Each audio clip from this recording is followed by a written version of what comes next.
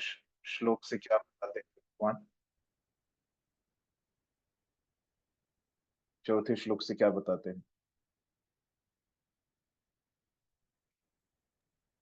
चौथे श्लोक से फिर जी भगवान का जो ऐश्वर्य है ज्ञान है हम्म, उसके बारे में मतलब डिटेलिंग आता है। तो उसमें मतलब कि ज्ञान ऐश्वर्य बताते हैं। मतलब कि हाँ क्या रहता है बताइए, ऐश्वर्य मतलब क्या रहता है? तो मतलब ये जो 7वें चैप्टर में भी ऐश्वर्य के बारे में आया था। हम्म। उसमें भी ये सेक्शन था तो इसमें मतलब विशेष ये है, ये जो ऐश्वर्य है मतलब इसमें क्रिएशन मेंटेनेंस और एनिमेशन का मतलब डिटेलिंग आता है कैसे। हम्म। तो विशेष मतलब जो 5वें श्लोक में बता है कृष्णा ने, है ना, शब्द आता है पश्चिमे योग ऐश्वरम, है ना। 5वां श्लोक क्या है? न च मस्थानि भूतानि पश्चिमे योग ऐश्वरम। तो यहाँ पे जो बोल रहे हैं कि योग ऐश्वरम, तो मतलब क्या है कि सब कुछ जो है भगवान से, भगवान पे ही आधारित है, उनसे ही सबका, सबके स्रोत भगवान ही है ना। सब और सब कुछ उन पे ही आधारित है। तो फिर क्या हो रहा है? तो फिर भगवान बोलते हैं कि सब कुछ उन पे ही आधारित है, लेकिन वो अलग ही है ना, इनसे अलग भी है। तो यही है कि भगवान कैसे, ये पूरे 4 से 10 श्लोकों में भगवान क्या बता रहे हैं कि वो हर जगह पे है ना, कि वो हर जगह पे वो स्थित है। लेकिन वो क्या है? अपने धाम में भी है, हर जगह पे रहते हुए, है ना, एक है। फिर और क्या है कि और एक बताते हैं भगवान कि उनके जो, हाँ, सब जो जीवात्मा है ना, तो उसका ये चौथा श्लोक का हिंदी में क्या होता है कि I am not in them, इसका एक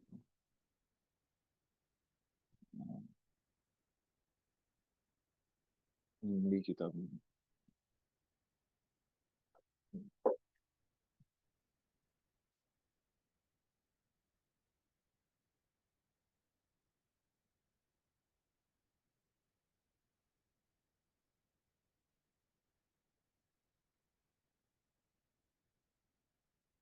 हम्म।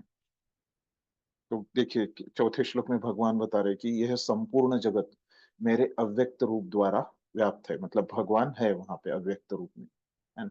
तो समस्त जीव जो है वो भगवान में है ना? किंतु वो उनमें नहीं है ना। तो इसका अर्थ क्या बताया आचार्यों ने कि प्रभुपाद ने, आपने देखा होगा तात्पर्य में, कि भगवान उनमें नहीं है, मतलब कहाँ पे है? तो उनमें तो है ना, परमात्मा के रूप में सभी जीवों में है। फिर और यहाँ पे अर्थ क्या है फिर? भगवान जो बोल रहे हैं कि मैं उनमें नहीं हूँ, है ना? तो उसका अर्थ क्या है कि भगवान उनके धाम में है ना। तो इसको भगवान क्या बोल रहे हैं? अप्रत्यक्ष रूप में मैं उनमें नहीं हूँ, लेकिन सभी जीवात्मा मेरे में है ना? तो ये उनका ऐश्वर्य, ऐसे सामान्य व्यक्ति नहीं कर सकता, है ना, कि सब जीवात्मा उनमें है ना। तो ये ही उनका योग ऐश्वर्य है ना? और ये चौथे और 5वें श्लोक में जो बोला है ना? तो 5वें में क्या बोल रहे हैं कि तथापि मेरे द्वारा उत्पन्न सारी वस्तुएं मुझ में स्थित नहीं रहती, है ना? जरा मेरे योग ऐश्वर्य को देखो। यद्यपि मैं समस्त जीवों का पालक हूँ और सर्वत्र व्याप्त हूँ, लेकिन मैं इस विराट अभिव्यक्ति का अंश नहीं हूँ, है। तो हर जगह पे भगवान व्याप्त है, सर्वत्र व्याप्त है। लेकिन ये पूरा जो विराट ये जो है जगत है अभिव्यक्ति में, जगत, क्योंकि मैं सृष्टि का कारण स्वरूप हूँ, है ना। सृष्टि के कारण भी वही है। लेकिन इसके वो अंश नहीं है। तो इस प्रकार से वो बता रहे। तो अभी ये समझने का कैसे कि भगवान हर जगह में है, सब कुछ उन पे ही आश्रित है। वो हर जगह पे है, लेकिन क्या बोलते हैं वो अपने धाम में भी है। तो ये कैसे हो रहा है? ये भगवान की अचिंत्य शक्ति से हो रहा है। ये हमने तात्पर्य में से समझा। लेकिन अभी ये भगवान खुद एक उदाहरण देते हैं अर्जुन को समझने के लिए, है ना? छठे श्लोक में। तो वो बताते हैं कि कैसे अ, प्रवहमान प्रबल वायु सदैव आकाश में स्थित रहती है, उसी प्रकार समस्त उत्पन्न प्राणियों को मुझ में स्थित जानो। तो मतलब कैसे इस भौतिक जगत के साथ भगवान का संबंध है। जैसे ये आकाश और वायु, है ना? तो आकाश में ही स्थित रहती है वायु, है ना? लेकिन आकाश उससे अलग भी रहता है ना? वायु कहाँ पे स्थित है? वैसे सभी जीवात्मा जो है वो कहाँ पे स्थित है? भगवान में स्थित है। लेकिन भगवान क्या है उनसे,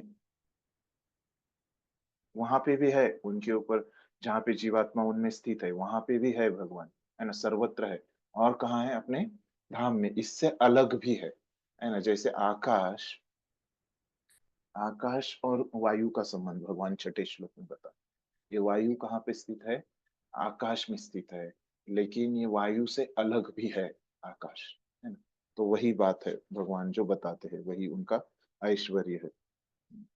फिर आगे बताते हैं कि अंत में क्या होता है, इस कल्प के अंत में ये सब सबका विनाश होता है और बार बार ये चक्र चलते रहता है ना? सृष्टि, फिर अ, कुछ देर, है ना, क्रिएशन, मेंटेनेंस एंड उत्पत्ति, ये सब चलते रहता है ना? पुनः पुनः होते रहता है। और संपूर्ण विराट जगत भगवान के ही अधीन है और भगवान की इच्छा से ये सब हो जाता है, सृष्टि ये सब, है?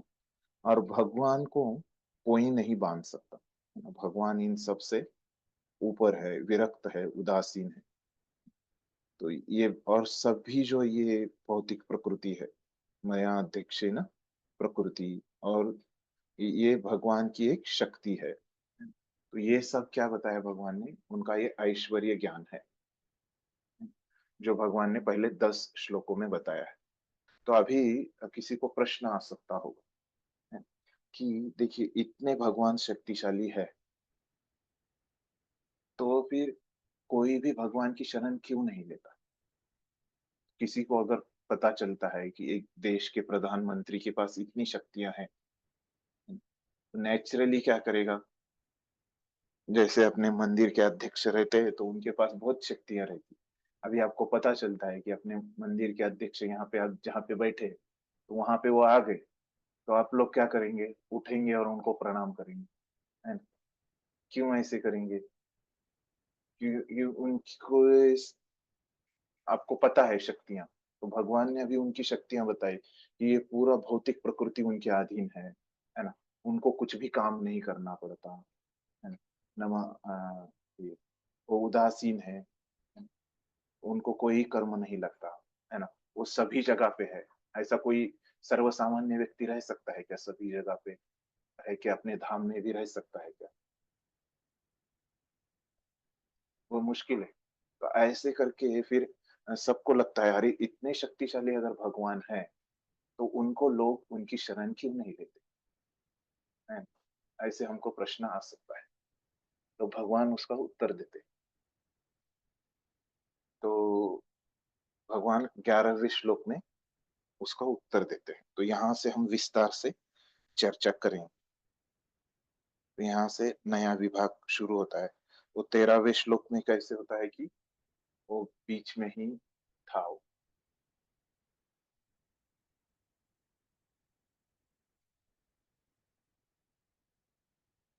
तो अभी तक आपको कुछ भी पहले अध्याय से समझ में नहीं आया, ऐसे कुछ है क्या भगवत गीता में या 9वें अध्याय में?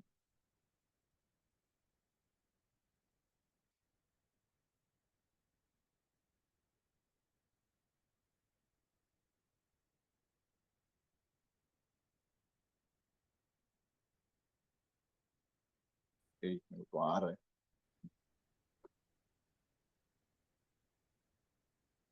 हरे कृष्णा प्रभु। हाँ। तो जैसे कि भगवान 9 चैप्टर के 4थे श्लोक में बताते हैं हम्म कि all beings are in me. हम्म तो उसको उसी तरह से समझ सकते हैं कि all beings are in under me, मतलब कि अंडर माय एनर्जी। हाँ, आई एम द शेल्टर, सभी मेरे पे आश्रित है।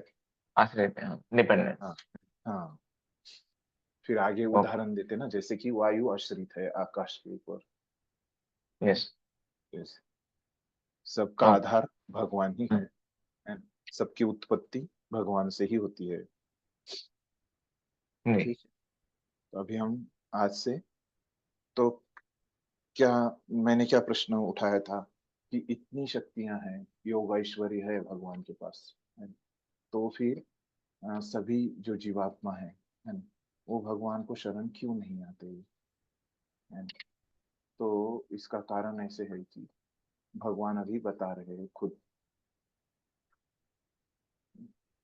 क्यों सभी जीवात्मा उनको शरण नहीं आते। तो मैं श्लोक पढ़ता हूँ। हरे तो कृष्ण। क्या, हाँ बोलिए मुझे एक प्रश्न था, पूछ सकते हैं? बोलिए, हाँ, पूछिए।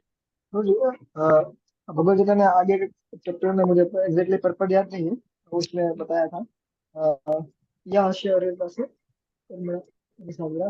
देखिए, अखिल जीवन मुक्त से उच्चते वाला जो श्लोक है, जो अ, इसकी सिंसियर डिजायर है, वो जो सिंसियर डिजायर में भक्ति करता है, वो भी मतलब मुक्त माना जाता है। जीवन मुक्त से उच्चते वाला जो श्लोक एक आता है, वो प्रभुपाद जी एक पर्पट में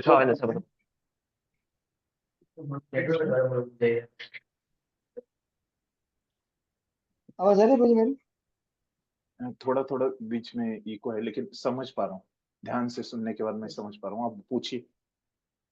यस प्रभु। तो जो जिनकी सिंसियर डिजायर है, उनको भी हम मुक्त आत्मा मान सकते हैं। और फिर इधर 9वें अध्याय के दूसरे श्लोक के पर्पस में रूपा जी ये भी बताते हैं कि actual devotional service begins after liberation. Hmm, सही में भक्ति मुक्ति के बाद शुरू होती है। तो ये दोनों थोड़ा हम्म, कॉन्ट्राडिक्टरी दिख रहा है, तो उसको कैसे समझ सकते हैं हम? एक प्रश्न है। 9वें अध्याय की कहाँ पे बोला, एक मिनट देख।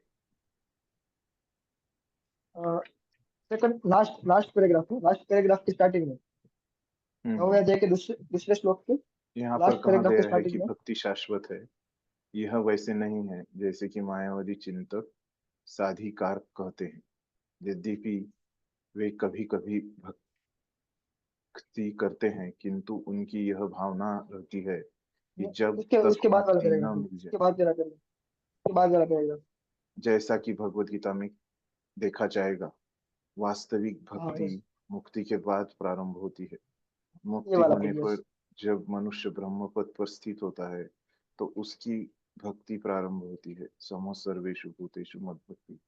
कोई भी मनुष्य कर्म योग, ज्ञान योग, अष्टांग योग या अन्य योग करके भगवान को नहीं समझ सकता। इन ज्ञान योग की दिशा में किंचित प्रगति हो सकती, किंतु भक्ति अवस्था को प्राप्त हुए बिना कोई भगवान को नहीं समझ सकता। ये पुष्टि हुई है कि जब मनुष्य भक्ति योग संपन्न, अभी यहाँ पे जो बता रहे हैं वो मैं बता सकता हूँ। फिर ये क्या बोल रहे हैं यहाँ पे, भाव क्या है कि प्रभुपाद यहाँ पे शुद्ध भक्ति के बारे में बोल रहे हैं। यहाँ पे भक्ति का अर्थ प्रभुपाद ने जो लिया है, वो एकदम प्रभुपाद जो शुद्ध भक्ति की बात कर रहे हैं इस अध्याय में, इस श्लोक में, है ना, 9.2 में, और खास करके इस परिच्छेद में, है ना, यह अंतिम परिच्छेद जो है, उसमें प्रभुपाद क्या बोल रहे हैं कि शुद्ध भक्ति के बारे में, है ना।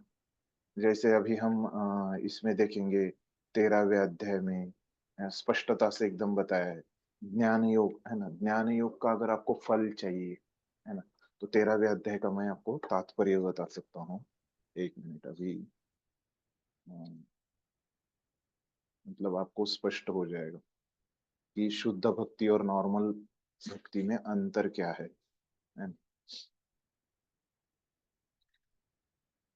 भक्ति भी अनेक प्रकार की होती है ना।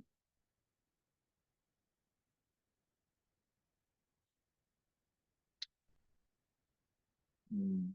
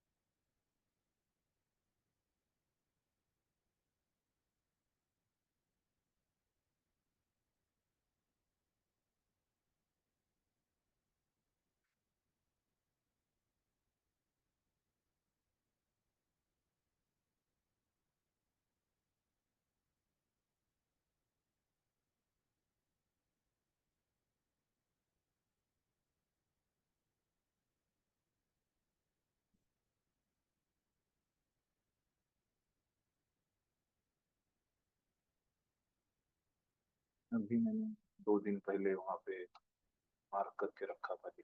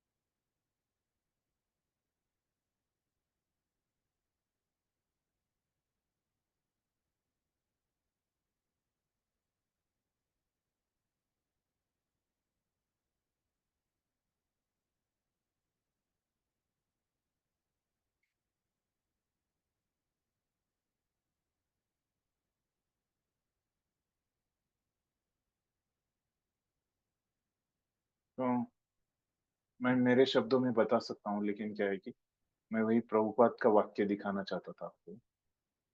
ठीक है, मैं ढूंढ के रखता हूँ उसको, अभी वो टाइम पे मिलता नहीं। तो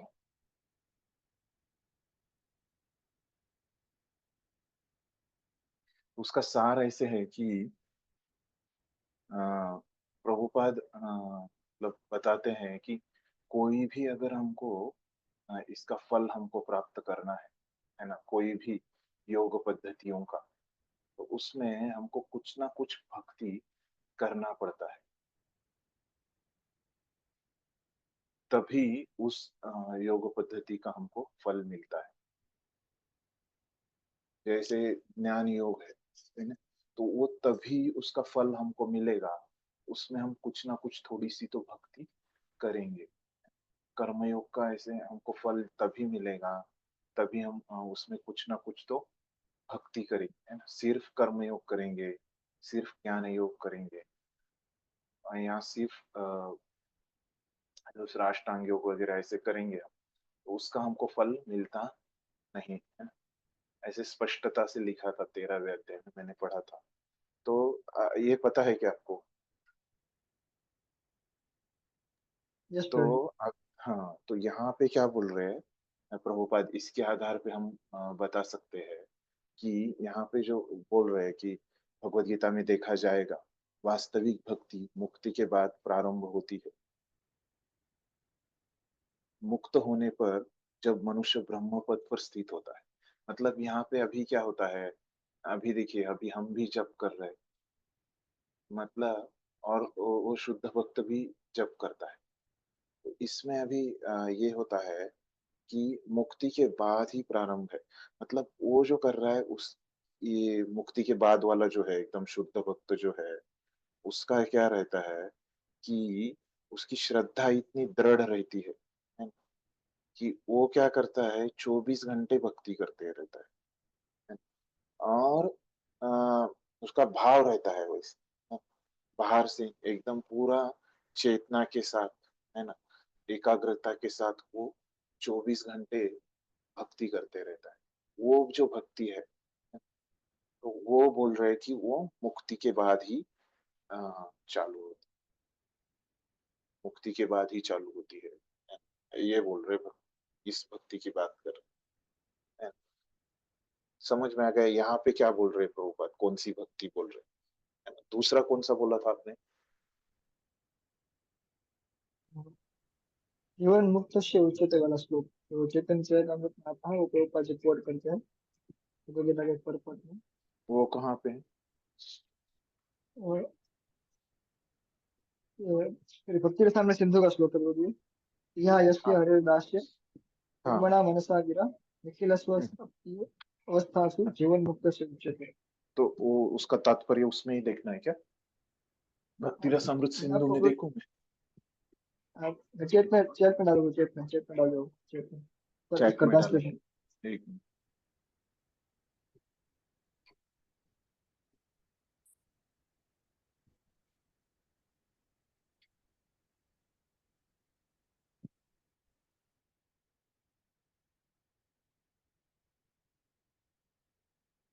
हम्म,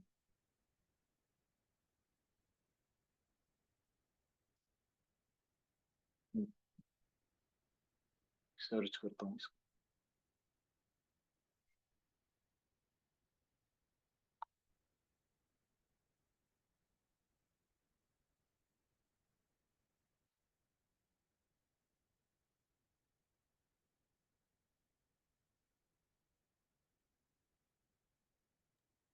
मुझे कोटेशन भी डाला है, कोटेशन रेफरेंस।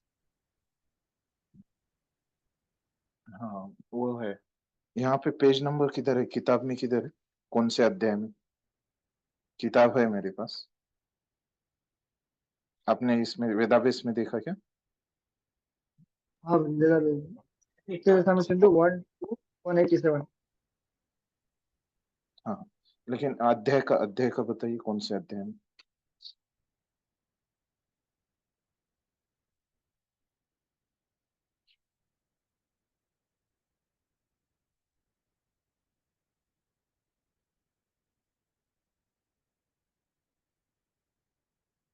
मिल गया मुझे, 11वें अध्याय में ना।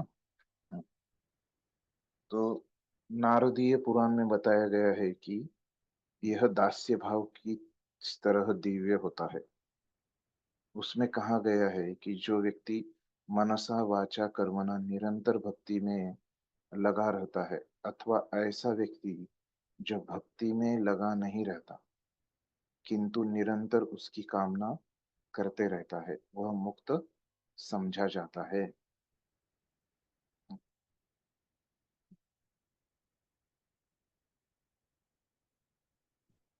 तो यहाँ पे जो बोल रहे हैं ना प्रभुपाद, अभी देखिए यहाँ पे क्या बोल रहे हैं कि वो व्यक्ति क्या कर रहा है ना? जो व्यक्ति मनसा वाचा कर्मणा निरंतर भक्ति में लगा रहता है। तो यहाँ पे जो मैंने अभी स्क्रीन पे आपको बताया कि यहाँ पे जो 9वें अध्याय में भक्ति जो बता रहे हैं प्रभुपाद, है ना, वो कौन सी भक्ति है? शुद्ध भक्ति, है ना। और उसका लक्षण क्या रहता है कि उसकी जो श्रद्धा है वो बहुत दृढ़ श्रद्धा रहती है, और वो दृढ़ श्रद्धा की वजह से वो क्या रहता है, 24 घंटा उसका भाव क्या रहता है, भक्ति का, है ना। तो अभी देखिए यहाँ पे अभी भक्ति रसामृत सिंधु में आई, तो प्रभुपाद अभी पहले क्या बता रहे हैं कि वो व्यक्ति क्या करता है, मनसा वाचा कर्मणा निरंतर भक्ति में लगा रहता है, बराबर है। वो व्यक्ति क्या कर रहा है यहाँ पे, निरंतर व्यक्ति भक्ति में लगा है ना?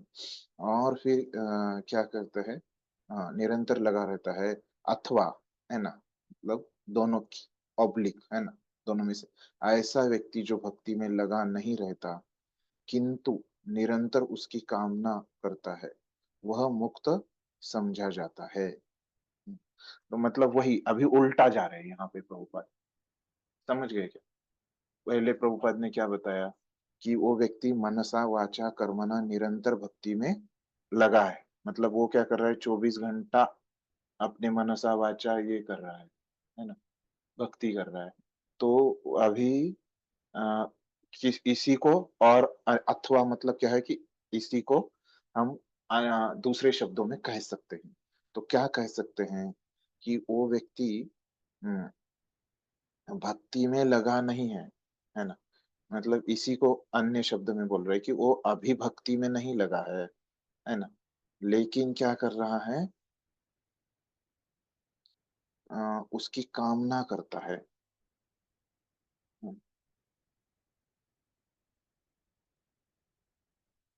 तो इसी को, ये इसको भी मुक्त समझना चाहिए, है ना, ऐसे प्रभुपाद बता रहे। तो अभी ये तो हमको हो गया कि पहला जो है अथवा से पहले वाला तो स्पष्ट है कि वो मुक्त है ना। तो अभी जो बाद में वाला जो प्रभुपाद बोल रहे हैं, है ना, कि ऐसा व्यक्ति जो भक्ति में लगा नहीं रहता लेकिन उसकी कामना करता है, बराबर है। तो ये आपको लग रहा है कि अभी तो वो व्यक्ति भक्ति नहीं कर रहा है, तो प्रभुपाद ने उसको क्यों वैसे बोला है ना, कि ये किसके आधार पे बोला है, कि उसकी श्रद्धा के आधार पे बोला है ना? तो उसकी श्रद्धा है भक्ति में, है ना। तो अभी तो वो भक्ति के 24 घंटा कर्मणा मनसा वाचा कार्यों में नहीं है ना। तो वो प्रभुपाद बोल रहे कि कामना करता है, तो कामना कैसे कर रहा है वो,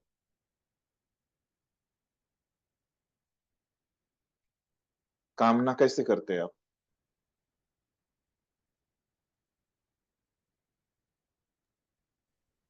कैसे करते हैं कामना, मन हम्म? से। मन से, है ना।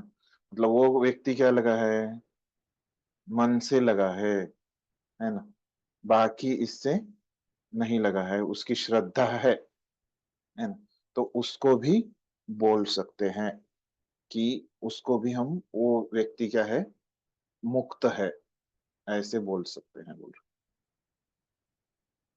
तो कर्मणा मनसा वाचा में से वो व्यक्ति कैसे लगा है, कामना कर रहा है, मतलब मन से लगा है। ठीक है, तो ऐसे इसको समझना चाहिए। तो इसीलिए वो मुक्त है, वो व्यक्ति, है ना? उसकी श्रद्धा है भक्ति के ऊपर, वो अन्य कुछ कार्य नहीं करना चाहता, उसकी दृढ़ श्रद्धा है। लेकिन अभी कुछ बहुत बाहर की इस भौतिक जगत के प्रभाव से वो कार्य नहीं कर रहा है, बस वो कामना कर रहा है।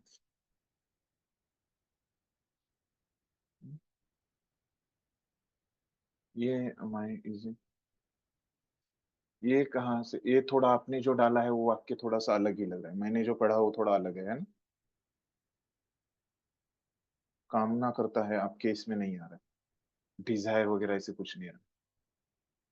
आप शेयर करो, आपने कहाँ पढ़ा, उसमें अध्याय में आपको को होस्ट बना, आपने कहाँ से वो वेदावेस में से।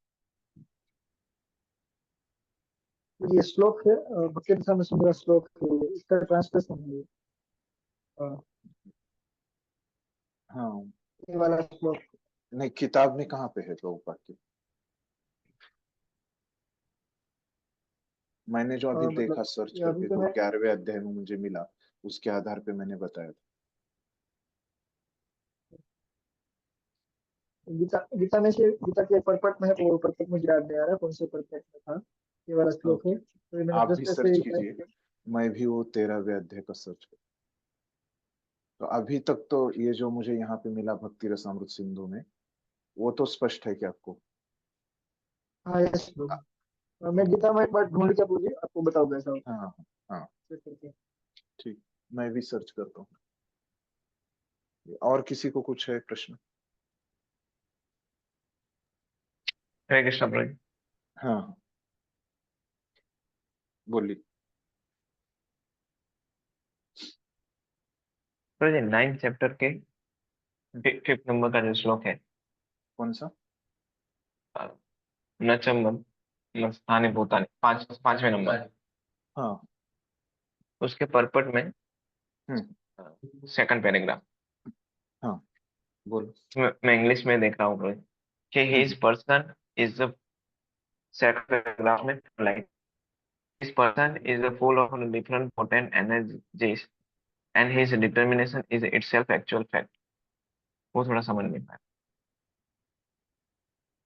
डिटर्मिनेशन, नहीं तो अभी हिंदी में बोला था। डिटर्मिनेशन का किधर, सेकेंड पैराग्राफ में, हाँ हाँ यहाँ पे, the supreme lord is performing inconceivably wonderful pastime, displaying his energy. His person is full of different potent energies, and his determination is itself actual fact.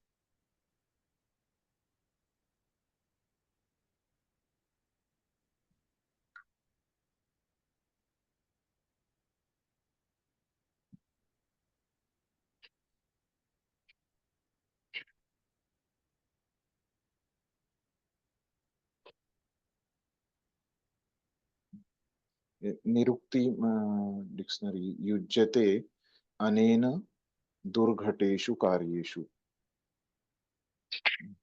युज्यते मीन्स वो क्या, युज्यते मतलब क्या रहता है कि वो व्यस्त है ना। युज्यते अनेन दुर्घटेषु कार्येषु, है। तो किसमें व्यस्त है, तो ये दुर्घटेशु, है ना।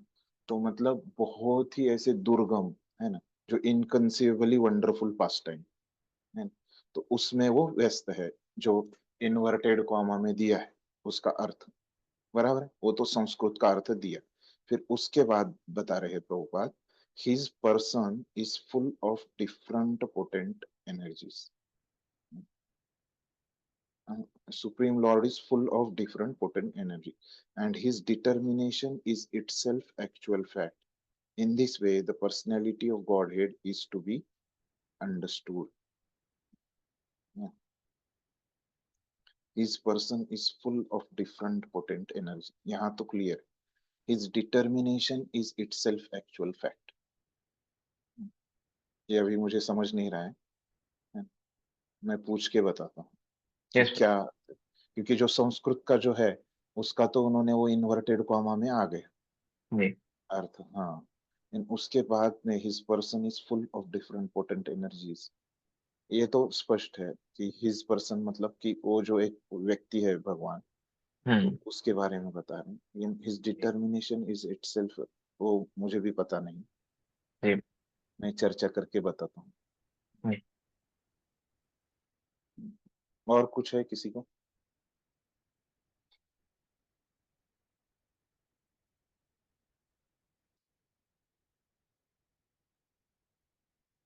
ठीक, तो अभी हम ये 11वां श्लोक देखते हैं। तो ये श्लोक क्या है, अवजानन्ति मां मूढ़ा मानुषीं तनुमाश्रित परम भावम जानन्तो मम भूत महेश्वरम। तो क्या बोल रहे हैं इसमें भगवान कि अवजानन्ति, मतलब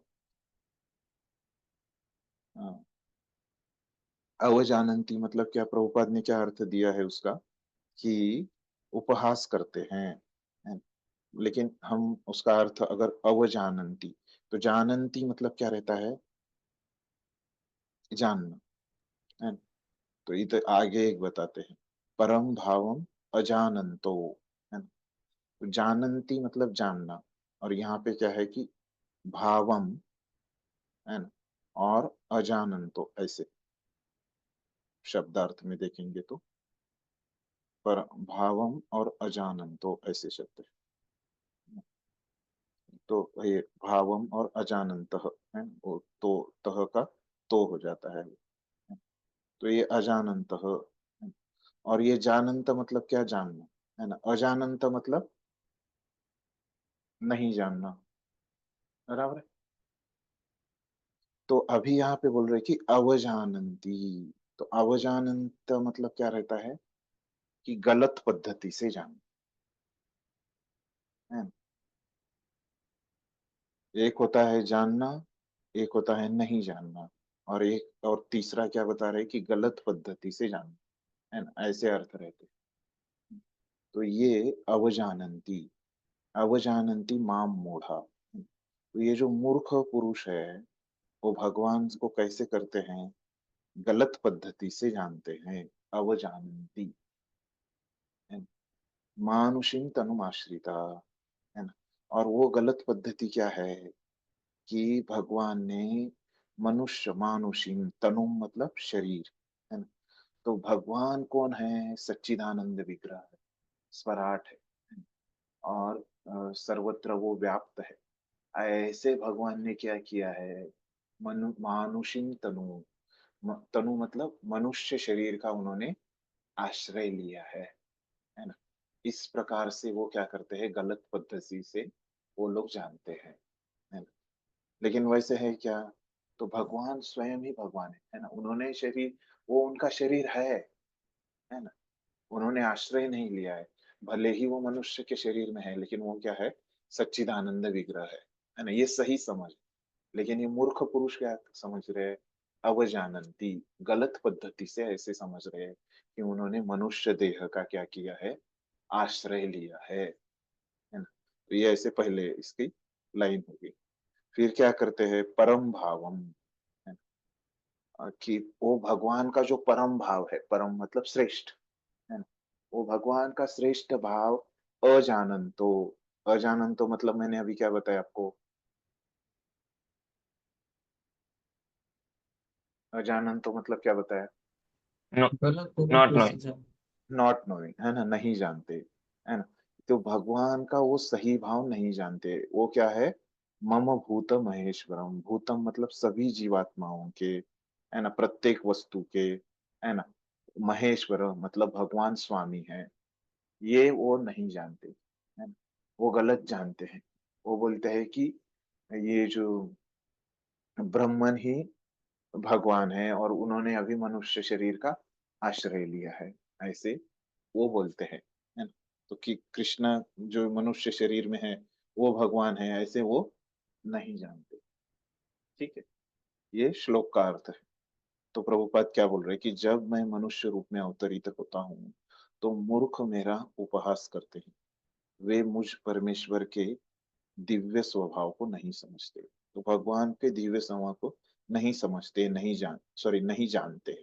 मैंने समझते बोला, नहीं जानते, है। तो वो भगवान के स्वभाव को नहीं जानते और वो उपहास करते हैं, मतलब सही तरीके से नहीं जानते। ठीक है। अभी प्रभुपाद इसको कैसे समझाते? कोई पढ़िए पहला परिचय।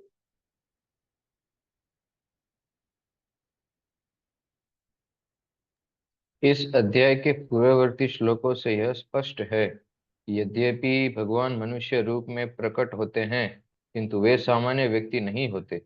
जो भगवान सारे विराट जगत का सृजन, पालन तथा संहार करता हो, वह मनुष्य नहीं हो सकता। तो भी अनेक मूर्ख हैं जो कृष्ण को शक्तिशाली पुरुष के अतिरिक्त और कुछ नहीं मानते। वस्तुतः वे आदि परम पुरुष, जैसा कि ब्रह्म संहिता में प्रमाण स्वरूप कहा गया है। ईश्वर परम कृष्ण, वे परम ईश्वर। हम्म, तो यहाँ पे क्या बताया है कि पूर्ववर्ती श्लोकों से, मतलब जो भगवान ने ऐश्वर्य ज्ञान बताया है ना। इसीलिए हमने थोड़ा सा रिवीजन किया, जो 4 से 10 है ना। कि वहां से समझ में आता है, जो तात्पर्य में प्रभुपाद ने लिखा है कि भगवान मनुष्य रूप में प्रकट होते हैं, किंतु वे सामान्य व्यक्ति नहीं हैं। जैसे ये लोग वही गलती करते हैं कि वो मनुष्य शरीर का उन्होंने आश्रय लिया है ना, लेकिन वो सामान्य नहीं है। उनका शरीर क्या है? सच्चिदानंद विग्रह है। आगे प्रभुपाद बताते हैं। सारे विराट जगत का सृजन, पालन तथा संहार, है ना, मनुष्य नहीं हो सकता। वो प्रभुपाद बता रहे जो भगवान ने यहाँ पे बताया कि 8वें श्लोक में, है ना, और 9वें श्लोक में, है ना, कि बताया कि कैसे सृजन, पालन और संहार वो करते हैं पूरे जगत का, है ना। तो सामान्य व्यक्ति ऐसे कार्य नहीं कर सकता भगवान के जैसे, है ना। तो इसीलिए वो क्या है कि वो भगवान है। लेकिन मूर्ख लोग, मूढ़ लोग हैं, वो भगवान को शक्तिशाली पुरुष के अतिरिक्त और कुछ नहीं समझते। वो भगवान को पुरुष ही समझते हैं, मनुष्य ही समझते हैं। वस्तुतः वे आदि परम पुरुष है। तो वो क्या है? ये सबसे आदि परम पुरुष है, भगवान है। और ये कहाँ बताया है?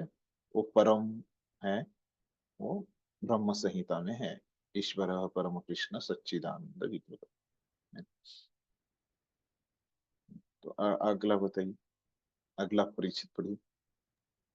ईश्वर या नियंता अनेक है और वे एक दूसरे से बढ़कर प्रतीत होते हैं। भौतिक जगत में सामान्य प्रबंध कार्यों का कोई न कोई निर्देशक होता है। इसके ऊपर एक सचिव होता है, फिर उसके ऊपर मंत्री तथा अन्य, उससे भी ऊपर राष्ट्रपति होता है। इनमें से हर एक नियंत्रक होता है, किंतु एक दूसरे के द्वारा नियंत्रित होता है। ब्रह्म संहिता में कहा गया है कि कृष्ण परम नियंता है। निसंदेह भौतिक जगत तथा वैकुंठ लोक दोनों में ही कई कई निर्देशक होते हैं, किंतु कृष्ण परम नियंता है। ईश्वर परम है कृष्ण तथा उनका शरीर सच्चिदानंद रूप अर्थात अभौतिक होता है। तो क्या बोल रहे हैं यहाँ पे प्रभुपाद की? तो ईश्वर शब्द जो आया है, कहाँ पे आया है? महेश्वर, है ना? तो उसके बारे में बताते हैं प्रभुपाद कि तो ईश्वर तो अनेक होते हैं, है ना? तो कैसे एक दूसरे से बढ़कर प्रतीत होते हैं। तो कोई भी ईश्वर होता है जो हम कंट्रोलर बोलते हैं ना, तो उसके बारे में बोल रहे कि प्रभुपाद भौतिक जगत में सामान्य प्रबंधों कार्यों का कोई ना कोई निर्देशक होता है ना? तो सामान्य ऐसे कोई आ, मंत्री एक देश का, है ना, एक सचिव होता है, ये सब लोग भी क्या है? ईश्वर है। तो इनमें से हर एक नियंत्रक होता है, किंतु एक दूसरे के द्वारा नियंत्रित होता है। तो ये जो ईश्वर है, तो एक ईश्वर के नीचे भी कुछ लोग होते हैं, है ना? और ये ईश्वर के नीचे भी कुछ लोग होते हैं, और इसके ऊपर भी और एक ईश्वर होता है ना? उसके ऊपर भी और एक ईश्वर होता है। जैसे हम ट्रेन का उदाहरण लेते हैं, तो ट्रेन में क्या होता है कि एक डब्बे को कोई तो और खींचते रहता है, उसको डब्बे को अगला कोई तो खींचते रहता है। तो ऐसे ही सब ये ईश्वर रहते, उसके ईश्वर ये रहते, लेकिन इनको सबसे जो खींचता है वो क्या है? इंजन रहता है। तो उसी प्रकार से क्या बोलते हैं, इस सब का जो नियंता है, ये सभी ईश्वरों का ऊपर ऊपर जाएंगे, है। तो जैसे तो वो क्या है, जाएंगे कृष्ण तक ही जाएंगे, सबका ईश्वर। तो वैकुंठ लोक दोनों में ही, कहीं वैकुंठ लोक में भी, आध्यात्मिक जगत में भी ऐसे ही होता है ना? कि देवी देवताओं के ऊपर एक रहते हैं, फिर उसके ऊपर, है ना, विष्णु तत्व रहते हैं, उसमें भी कृष्ण सबसे ऊपर है, स्पष्ट। फिर अगला पीढ़ी। पिछले श्लोकों में जिन अद्भुत कार्यकलापों का वर्णन हुआ है, वे भौतिक शरीर द्वारा संपन्न नहीं हो सकते। कृष्ण का शरीर सच्चिदानंद रूप है। यद्यपि वे सामान्य व्यक्ति नहीं है, किंतु मूर्ख लोग उनका उपहास करते हैं और उन्हें मनुष्य मानते हैं। उनका शरीर यहाँ मानुषिम कहा गया है, क्योंकि वे कुरुक्षेत्र युद्ध में एक राजनीतिज्ञ और अर्जुन के मित्र की भांति सामान्य व्यक्ति बनकर कर्म करते हैं। वे अनेक प्रकार से सामान्य पुरुष की भांति कर्म करते हैं, किंतु उनका शरीर सच्चिदानंद विग्रह रूप। इसकी पुष्टि वैदिक साहित्य में भी हुई है। सच्चिदानंद रूपाय कृष्णाय, मैं भगवान कृष्ण को नमस्कार करता हूँ जो सच्चिदानंद रूप है। गोपाल तापनी उपनिषद 1.1। वेदों में ऐसे अन्य वर्णन भी है। तमेकम गोविंदम, आप इंद्रियों तथा गायों के आनंद स्वरूप गोविंद हैं। सच्चिदानंद विग्रहम, तथा तथा आपका रूप सच्चिदानंद स्वरूप है। गोपाल तापनी उपनिषद 1.35। ठीक। यहाँ पे क्या बोल रहे हैं कि प्रभुपाद कि पिछले श्लोक से हम समझ सकते हैं कि सामान्य व्यक्ति वैसे कार्य नहीं कर सकता, क्योंकि वो लोग बोल रहे हैं कि जो मनुष्य है उसी को प्रभुपाद फिर से परास्त करने का प्रयास कर रहे हैं, कि सामान्य व्यक्ति ऐसे कार्य नहीं कर सकता, वो सृजन पालन संहार, है ना, और यहाँ पे भौतिक और आध्यात्मिक जगत में एक साथ उपस्थित नहीं रह सकता, है। तो क्योंकि कृष्ण सच्चिदानंद रूप है ना? तो तो यहाँ पे उपस्थित रह के भी वो आध्यात्मिक जगत में भी है ना? तो वो सामान्य मनुष्य नहीं है। तो वो सामान्य कार्य करते हैं, लेकिन उनका शरीर क्या है? सच्चिदानंद विग्रह है। ऐसे नहीं कि वो सामान्य कार्य कर रहे हैं, तो इसलिए वो सामान्य व्यक्ति है, ऐसे नहीं। तो वो ये कहा सिर्फ ब्रह्म संहिता में नहीं, तो वैदिक ग्रंथों में भी बताया है। तो गोपाल तपनी उपनिषद से बोलते हैं कि सच्चिदानंद रूपाय कृष्णाय, तो कृष्ण सच्चिदानंद है, उनको मैं नमस्कार करता हूँ। तमेक गोविंदम, आप इंद्रियों तथा गायों के आनंद स्वरूप गोविंद है, सच्चिदानंद विग्रह। तो ये भगवान सच्चिदानंद स्वरूप है। यहाँ पे अभी तक प्रभुपाद ने क्या सिद्ध किया कि वही सिद्ध कर रहे कि वो सामान्य मनुष्य नहीं है, वो सच्चिदानंद है ना। एक ही पॉइंट है, उसको प्रभुपाद अलग अलग बता रहे हैं, है ना, उसको ही स्पष्ट कर रहे हैं। अगला परिचित पढ़िए। भगवान कृष्ण के सच्चिदानंद स्वरूप होने पर भी ऐसे अनेक तथाकथित विद्वान तथा भगवत गीता के टीकाकार हैं जो कृष्ण को सामान्य पुरुष कहकर उनका उपहास करते हैं। भले ही अपने पूर्व पुण्यों के कारण विद्वान असाधारण व्यक्ति के रूप में पैदा हुआ हो, किंतु श्री कृष्ण के बारे में ऐसी धारणा उसकी अल्पज्ञता के कारण होती है। इसलिए वह मूढ़ कहलाता है, क्योंकि मूर्ख पुरुष ही कृष्ण को सामान्य पुरुष मानते हैं। ऐसे मूर्ख पुरुष कृष्ण को सामान्य पुरुष इसलिए मानते हैं क्योंकि वे कृष्ण के गुह्य कार्यों तथा उनकी विभिन्न शक्तियों से अपरिचित होते हैं। वे यह नहीं जानते कि कृष्ण का शरीर पूर्ण ज्ञान तथा आनंद का प्रतीक है। वे प्रत्येक वस्तु के स्वामी हैं और किसी को भी मुक्ति प्रदान करने वाले हैं। क्योंकि वे कृष्ण के इतने सारे दिव्य गुणों को नहीं जानते, इसलिए उनका उपहास करते। तो यहाँ पे प्रभुपाद क्या बोल रहे कि भगवान का स्वरूप वही पॉइंट है, सच्चिदानंद रूप है। फिर क्या होता है कि तथाकथित विद्वान है ना, जो ठीक तरह से नहीं समझते, अवजानंती है ना, गलत तरीके से समझते हैं, है ना। तो वो गलत तरीके से क्या करते हैं, क्या समझ रहे हैं कि सामान्य पुरुष कह रहे हैं, भले ही वे अपने पूर्व पुण्य के कारण विद्वान असाधारण व्यक्ति है के रूप में पैदा हुआ हो, किंतु श्री कृष्ण के बारे में ऐसी धारणा उसकी अल्पज्ञता के कारण होती है। तो अभी ये जो मूढ़ लोग हैं, उनके बारे में प्रभुपाद बता रहे हैं। तो वो क्या करते हैं, भले ही वो हमसे ज्यादा अच्छा शास्त्र समझते हैं, है ना, विद्वान हो, लेकिन ये उनका जो निष्कर्ष वो निकाल रहे, है ना, भले ही उनको पूरे शास्त्र याद हो, लेकिन क्या है कि उनका जो निष्कर्ष है वही गलत है। कंक्लूजन में ही वो लोग गलत है। कंक्लूजन वो लोग क्या निकाल रहे कि नहीं, कृष्णा एक सर्वसामान्य व्यक्ति है। उसमें ही वो लोगों की गलती है, ये उनकी मूर्खता दिखाती है ना। इसलिए इनको भगवान खुद बोल रहे, वो मूढ़ कहलाते हैं, क्योंकि उनका जो निष्कर्ष है कि भगवान को सामान्य समझना, यही दिखा देता है कि वो मूढ़ है। ऐसे मूर्ख पुरुष कृष्ण को सामान्य इसलिए मानते हैं क्योंकि वो कृष्ण के गुह्य कार्य तथा उनकी विभिन्न शक्तियों से अपरिचित है। तो कृष्ण के कार्यों से, कृष्ण की शक्तियों से वो अपरिचित है। वे यह नहीं जानते कि कृष्ण का शरीर पूर्ण ज्ञान तथा आनंद का प्रतीक है, वही सच्चिदानंद, प्रत्येक वस्तु के स्वामी है, सर्वभूत महेश्वर है, किसी को भी मुक्ति प्रदान करने वाले हैं।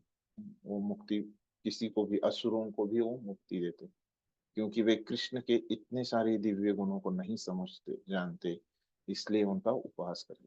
तो यहाँ पे क्या है कि वो मूर्ख क्यों है ना, उनको मूढ़ क्यों बोला गया है ना। हमने देखा क्यों बोला गया है उनको मूढ़।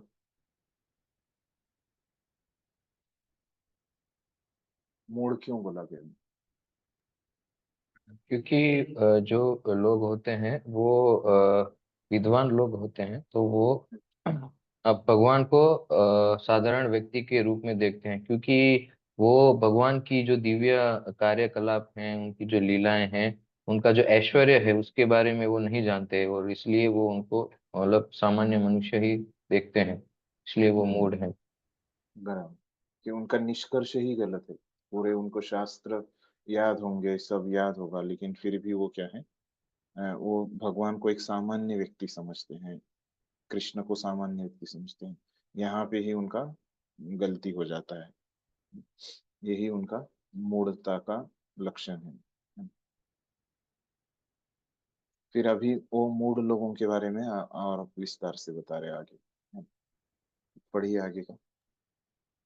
ये मूड यह भी नहीं जानते कि इस जगत में भगवान का अवतरण उनकी अंतरंगा शक्ति का प्राकट्य है। वे भौतिक शक्ति माया के स्वामी है। जैसा कि अनेक स्थलों पर कहा जा चुका है, मम माया दुरत्यया।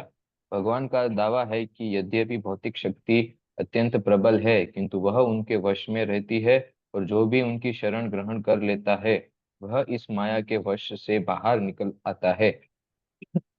यदि कृष्ण का शरणागत जीव माया के प्रभाव से बाहर निकल सकता है, तो भला परमेश्वर जो संपूर्ण विराट जगत का सृजन पालन तथा संहार करता है, हम लोगों जैसा शरीर कैसे धारण कर सकता है। अतः कृष्ण विषयक ऐसी धारणा मूर्खता पूर्ण है। फिर भी मूर्ख व्यक्ति यह नहीं समझ सकते कि सामान्य व्यक्ति के रूप में प्रकट होने वाले भगवान समस्त परमाणुओं तथा इस विराट ब्रह्मांड के नियंता किस तरह हो सकते हैं। ब्रह्मतम, बृहत्तम तथा सूक्ष्मतम तो उनकी विचार शक्ति से परे होते हैं। अतः वे यह सोच भी नहीं सकते कि मनुष्य जैसा रूप कैसे एक साथ विशाल हो तथा अणु को वश में कर सकता है। यद्यपि कृष्ण असीम तथा ससीम को नियंत्रित करते हैं, किंतु वे इस जगत के इस जगत से विलग रहते हैं। उनके योगम ऐश्वर्यम या अचिंत्यम दिव्य शक्ति के विषय में कहा गया है कि वे एक साथ ससीम तथा असीम को वश में रख सकते हैं, किंतु जो शुद्ध भक्त हैं वे इसे स्वीकार करते हैं, क्योंकि उन्हें पता है कि कृष्ण भगवान है। अतः वे पूर्णतया उनकी शरण में जाते हैं और कृष्ण भावनामृत में रहकर कृष्ण की भक्ति में अपने को रत रखते हैं। तो अभी ये जो इस तात्पर्य परिच्छेद में क्या बोल रहे तात्पर्य की, कि प्रभुपाद बता रहे कि ये मूड जो लोग है ना, वो और क्या क्या चीजें नहीं समझ पाते, है ना, और क्या क्या ये लोग गलतियां करते हैं, है ना। तो क्या क्या गलतियां करते हैं कि भगवान का अवतरण उनकी अंतरंगा शक्ति का प्राकट्य है। तो भगवान यहाँ पे अवतरित होते हैं इस जगत में, है ना। तो वो क्या लगता है कि जैसे जीव अवतरित होता है ना? वो कैसे अवतरित होता है जीव? अपनी कर्मों की वजह से, है ना। लेकिन भगवान कैसे अवतरित होते हैं? अपने अंतरंगा शक्ति से, अपनी इच्छा से, है ना। वो तो भौतिक शक्ति तो उनके अधीन है ना। तो 7वें अध्याय में भगवान ने क्या बताया? मम माया दुरत्यया। तो वो भगवान की माया तो उनकी अधीन है ना? हाँ, देखिए आगे ही बोला है प्रभुपाद, है। अनेक स्थलों पर कहा जा चुका है कि मम माया दुरत्य, है ना। भगवान दावा करते हैं कि भौतिक शक्ति अत्यंत प्रबल है, उसके पहले ही उसी श्लोक में, है ना। तो ये पूरा श्लोक प्रभुपाद ने यहाँ पे लिखा है, देखिए। किंतु वह उनके वश में रहती है ना? उनकी शरण ग्रहण करने से, है ना, वह माया के वश से बाहर आते हैं, है ना। पूरा वही श्लोक है कि कौन सा अ, की शुरुआत क्या है इसकी? हाँ, दैवी एषा देवी है गुणमयी। हाँ, मम माया दुरत्यया मामेव प्रपद्यन्ते मायामेतां तरन्ति ते, है ना। 7.14, है ना। तो यदि कृष्ण का शरणागत जीव माया के प्रभाव से बाहर निकल सकता है, तो भला परमेश्वर, तो मतलब कृष्ण की शक्ति देखिए, उनको बस कोई शरणागत हो रहा है तो प्रभुपाद बोल रहे कि वो माया से बाहर आ रहा है ना। तो भला जो ईश्वर है ना, जो पूरा जगत का सृजन पालन और संहार कर सकता है, तो शरीर कैसे धारण कर सकता है? वो कैसे माया में आ सकता है? अतः कृष्ण विषय ऐसी धारणा मूर्खता। तो ये जो लोग मूर्ख विचार कर रहे हैं, है ना, वो बोल रहे कि प्रभुपाद ये कॉमन सेंस की बात कि अगर उनका कोई आश्रय लेके माया से बाहर आ सकता है ना? तो कैसे वो माया में आ सकते हैं? तो ऐसे तर्क लगाते हैं प्रभुपाद। मूर्ख व्यक्ति यह नहीं समझ सकते कि सामान्य व्यक्ति के रूप में प्रकट होने वाले भगवान समस्त परमाणुओं तथा इस विराट ब्रह्मांड के नियंता किस तरह हो सकते हैं। तो वो लोग नहीं समझ सकते कि एक व्यक्ति है ना, वो लोग क्या करते हैं कि हम लोग भी एक व्यक्ति है, तो हम लोग इतना नियंत्रित नहीं कर सकते, तो भगवान भी एक व्यक्ति होके इतना कैसे नियंत्रित कर पाएंगे? ऐसे प्रश्न आता है। तो इसीलिए वो क्या समझते हैं कि भगवान भी मनुष्य है ना? तो कैसे वो, उनको लगता है कि भगवान मतलब वो कैसे, मनुष्य मतलब तो हमारे जैसे ही रहेंगे, लेकिन भगवान मनुष्य रूप में है, लेकिन वो सच्चिदानंद है ना, इसलिए वो इस प्रकार से सब चीजों को नियंत्रित कर सकते हैं। ये लोग उनको नहीं समझ पाते, मायावादी लोग।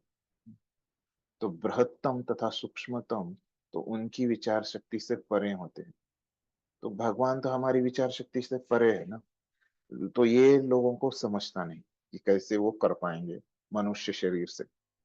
अतः वह सोच भी नहीं सकते कि मनुष्य जैसे रूप के साथ विशाल तथा अणु को वश में कैसे करें। तो यही नहीं उनको समझता कि मनुष्य रूप में कैसे भगवान नियंत्रित कर रहे हैं।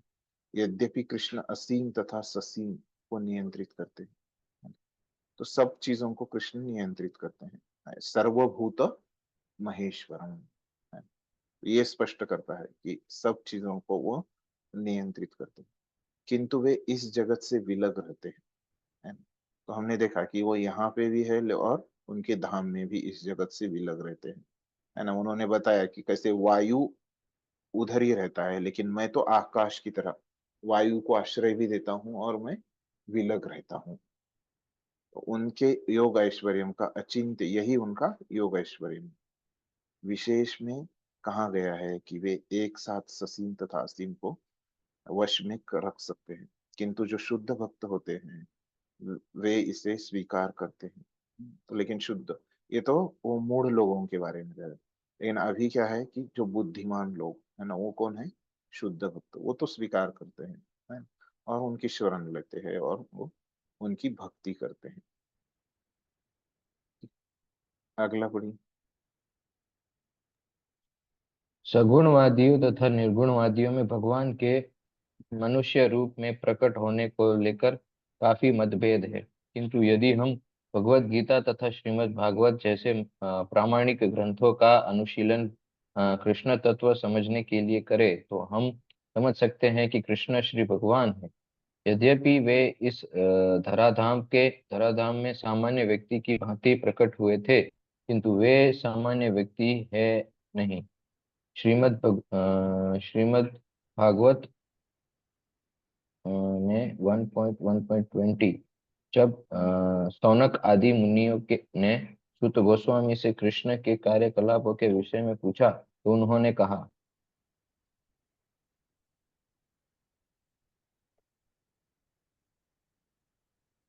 कृतवान किल कर्माणि सह रामेण केशव अतिमर्यानि भगवान गूढ़ कपट मानुष। भगवान श्री कृष्ण ने बलराम के साथ साथ मनुष्य की भांति क्रीड़ा की और इस तरह प्रच्छन्न रूप में उन्होंने अनेक अति मानवीय कार्य किए। मनुष्य के रूप में भगवान का प्राकट्य मूर्ख को मोहित बना देता है।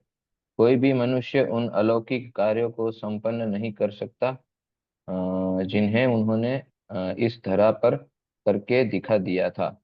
जब कृष्ण अपने पिता तथा माता वासुदेव तथा देवकी के समक्ष प्रकट हुए तो वे चार भुजाओं से युक्त थे, किंतु माता पिता की प्रार्थना पर उन्होंने एक सामान्य शिशु का रूप धारण कर लिया। बभूव प्राकृत शिशु। भागवत 10.3.46। वे एक सामान्य शिशु, एक सामान्य मानव बन गए।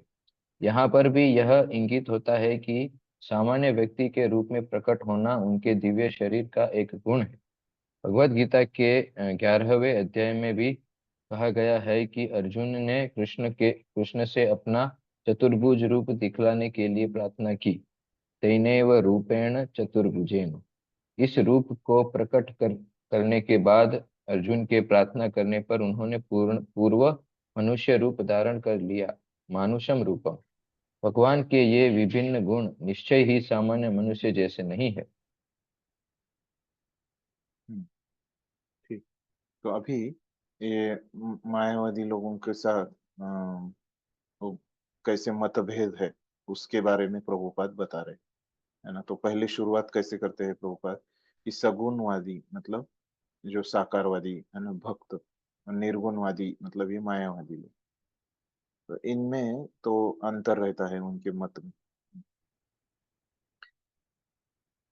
हाँ, तो वो क्या अंतर है। तो मायावादी लोग क्या बोलते हैं कि भगवान यहाँ पे सामान्य व्यक्ति की तरह प्रकट होते हैं, लेकिन फिर वो क्या है कि वो सामान्य ही है ना? फिर भक्त लोग क्या बताते हैं कि नहीं वैसे नहीं, है ना, कि वो सामान्य व्यक्ति की तरह यहाँ पे प्रकट होते हैं लेकिन वो सामान्य व्यक्ति नहीं है। तो भक्त लोग उनको ये भागवतम का श्लोक बताते हैं कि कैसे भगवान यहाँ पे जब अवतरित हो गए है, तो उन्होंने क्या की, मनुष्य की भांति क्रीड़ा की। इस तरह प्रच्छन्न रूप में उन्होंने अति मानवीय कार्य किए, है ना। लेकिन फिर भी उन्होंने क्या किया, अति मानवीय कार्य किए छिपा के, इस मनुष्य के रूप में। तो क्या क्या उन्होंने कार्य किए, तो वो बताते कि कैसे जब उन्होंने जन्म लिया है, तब वो 4 हाथ थे उन, है ना? कारागृह में, कंस के कारागृह में वसुदेव और देवकी के सामने जब प्रकट हो गए, तो ये भी क्या है, अति मानवीय कार्य है। और फिर दूसरा बताते हैं कि हाँ, भगवत गीता में अभी 11वें अध्याय में भी आप लोगों ने पढ़ेंगे, अभी है ना, पढ़ा नहीं, तो अभी हम देखेंगे 11वें अध्याय में भी कि वहां पे भगवान क्या करेंगे, पहले ये विश्व रूप दिखाएंगे अर्जुन को, है ना? और फिर अर्जुन बोलते हैं कि मुझे डर लग रहा है। तो फिर आप चतुर्भुज रूप दिखाओ, है। फिर उन्होंने क्या किया, फिर अर्जुन बोलते हैं कि नहीं, फिर द्विभुज रूप दिखाओ, मनुष्य रूप दिखाओ। तो ऐसे ये कोई नहीं दिखा सकता विश्व रूप, फिर बाद में चतुर्भुज, और फिर बाद में द्विभुज रूप, है ना। तो ये दूसरा, तो ऐसे ये 2 अति मानवीय कार्य किए भगवान ने, है ना, ऐसे बताते हैं। फिर वो मायावादी लोग क्या बताते हैं कि ये श्रीमद् भागवतम का ये श्लोक निकालते हैं, है ना, तीसरे स्कंद का 21वें अध्याय का 29वां श्लोक, है। तो इसके आधार पे क्या बताते हैं कि जो भगवान है, पढ़िए ये, फिर हम इस पे चर्चा करें। कतिपय लोग जो कृष्ण का उपहास करते हैं और मायावादी दर्शन से प्रभावित होते हैं, श्रीमद् भागवत के निम्नलिखित श्लोक 3.21.29 को यह सिद्ध करने के लिए उद्धृत करते हैं कि कृष्ण एक सामान्य व्यक्ति थे। अहम सर्वेषु भूतेषु भूतात्मावस्थितः सदा। परमेश्वर समस्त जीवों में विद्यमान है। अच्छा हो कि इस श्लोक को हम जीव गोस्वामी तथा विश्वनाथ चक्रवर्ती ठाकुर जैसे वैष्णव आचार्यों से ग्रहण करें, न कि कृष्ण का उपहास करने वाले अंधिकारी व्यक्तियों की व्याख्याओं से। जीव गोस्वामी इस श्लोक की टीका करते हुए कहते हैं कि कृष्ण समस्त चराचरों में अपने अंश विस्तार परमात्मा के रूप में स्थित। अतः कोई भी नवदीक्षित भक्त जो मंदिर में भगवान की अर्चा मूर्ति पर ही ध्यान देता है और अन्य जीवों का सम्मान नहीं करता, वह वृथा ही मंदिर में भगवान की पूजा में लगा रहता है। भगवत भक्तों के 3 प्रकार हैं, जिनमें से नवदीक्षित सबसे निम्न श्रेणी के हैं। नवदीक्षित भक्त अन्य भक्तों की अपेक्षा मंदिर के अर्च विग्रह पर अधिक ध्यान देते हैं। अतः विश्वनाथ चक्रवर्ती ठाकुर चेतावनी देते हैं कि इस प्रकार की मानसिकता को सुधारना चाहिए। भक्त को समझना चाहिए कि चूंकि कृष्ण परमात्मा रूप में प्रत्येक जीव के हृदय में विद्यमान है, अतः प्रत्येक व्यक्ति परमेश्वर का निवास या मंदिर है। इसलिए जिस तरह कोई भक्त भगवान के मंदिर का सम्मान करता है, वैसे ही उसे प्रत्येक व्यक्ति का समुचित सम्मान करना चाहिए जिसमें परमात्मा निवास करता है। अतः प्रत्येक व्यक्ति का समुचित सम्मान करना चाहिए, कभी अपेक्षा नहीं करनी चाहिए, उपेक्षा नहीं करनी। तो ये मायावादी लोग यहाँ पे, ये जो मैं किताब दिखा रहा हूँ यहाँ पे ये गलत है। नंबर जो इन्होंने लिखा है ना, तो ये है 3.29.21 ऐसे, और 21 लिखा है ना, ये गलत है, मिस प्रिंट है। इंग्लिश में मैंने इधर खोल के रखा है, उसमें बराबर दिया है 29। ठीक है।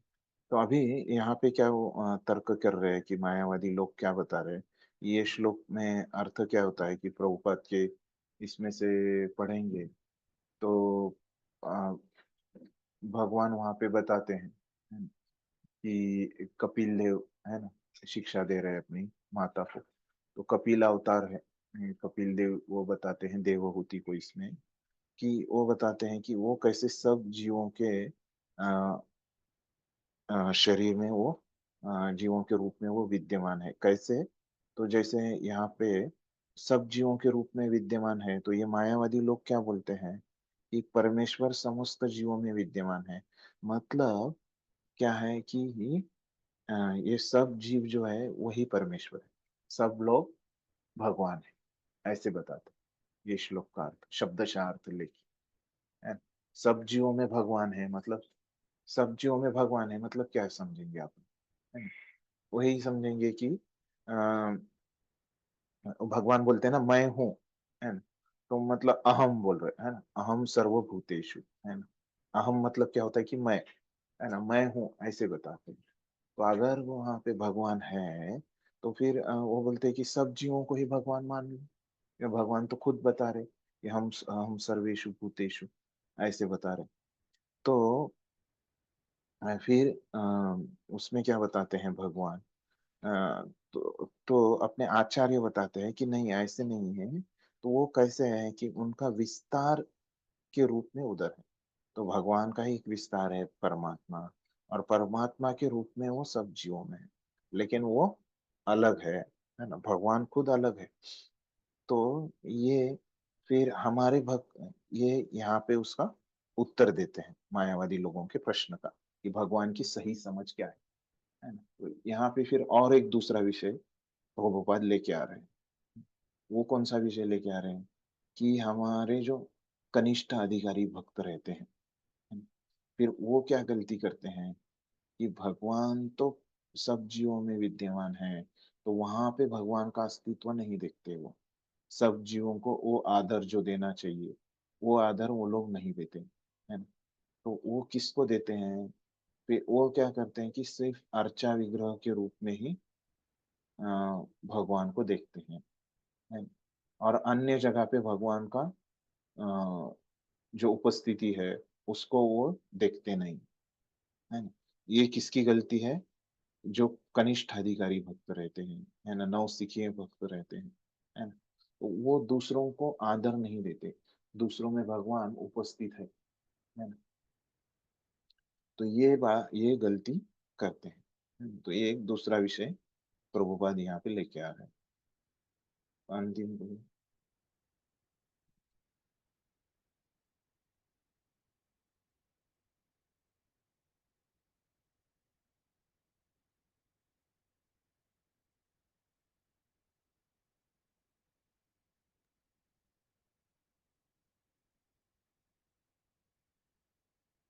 ऐसे ऐसे अनेक निर्विशेषवादी है जो मंदिर पूजा का उपहास करते हैं। वे कहते हैं कि चूंकि भगवान सर्वत्र है, तो फिर अपने को हम मंदिर पूजा तक ही सीमित क्यों रखें। यदि ईश्वर सर्वत्र है तो क्या वे मंदिर या अर्च विग्रह में नहीं होंगे। यद्यपि सगुणवादी तथा निर्विशेषवादी निरंतर लड़ते रहेंगे, किंतु कृष्ण भावनामृत में पूर्ण भक्त यह जानता है कि यद्यपि कृष्ण भगवान है, किंतु इसके साथ वे सर्वव्यापी भी है, जिसकी पुष्टि ब्रह्म संहिता में हुई है। यद्यपि उनका निजी धाम गोलोक वृंदावन है और वे वहीं निरंतर वास करते हैं, किंतु वे अपनी शक्ति की विभिन्न अभिव्यक्तियों द्वारा तथा अपने स्वांश द्वारा भौतिक तथा आध्यात्मिक जगत में सर्वत्र विद्यमान रहते हैं। धन्यवाद प्रभु। तो अभी क्या बोल रहे हैं प्रभुपाद यहाँ पे कि फिर ये ऐसे अगर है तो वो बोलते हैं कि भगवान हर जगह पे है, तो मूर्ति को ही क्यों पूजने का है? ऐसे वो निर्विशेषवादी बोलते हैं, मूर्ति तक ही सीमित क्यों रखने है? तो फिर ये भक्त लोग क्या बोलते हैं कि वो सब जगह पे है तो मूर्ति वे भी है, मूर्ति में पूजा किया तो आपको क्या समस्या है? हम्म, ऐसे उनका झगड़ा तो चलते ही रहेगा, इसका कभी अंत नहीं होने वाला बोलते हैं प्रभुपाद। और फिर अ, तो लेकिन भक्तों को जानना चाहिए कि ये झगड़े में भी ना पड़े, है ना। भक्त यह जानता है कि भक्त जानते रहता है ये तो सगुणवादी और मायावादी का झगड़ा तो चलते रहेगा, है ना। लेकिन भगवान सर्वव्यापी भी है और वो भगवान भी है। तो सब चीज में भी है, सब जीवों में भी है और वो भगवान भी है ना। ऐसे भक्त जानता है। तो